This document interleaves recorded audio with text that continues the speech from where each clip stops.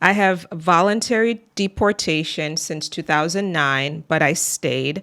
I have no criminal record, and my spouse would like us to reopen my case. Is it possible for a green card? This is such a great question.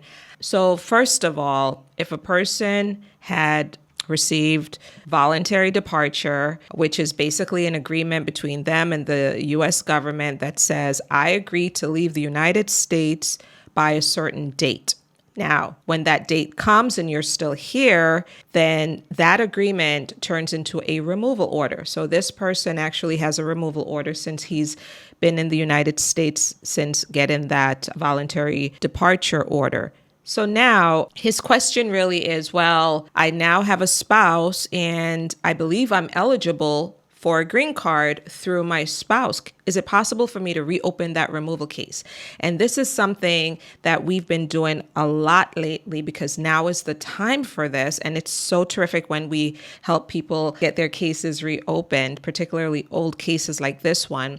But it is possible for him to get it reopened. Not easy, but possible. And what it really will take is, firstly, a request to ICE to ask them to agree to help him because he's a good candidate for this. He says here, I have no criminal record. I have a spouse, presumably a U.S. citizen spouse, which means that I'm eligible to adjust my status and get my green card here. If that's the case, then ICE, you should help me, right? That would be his request. However, it's a little bit more than that. It takes a little bit more than that, guys. Well, what is on his immigration record? How did he get into removal in the first place? Did he apply for asylum and the case wasn't approved? If that was the case, was it a good asylum case? Was it a true story? Was it a made-up story?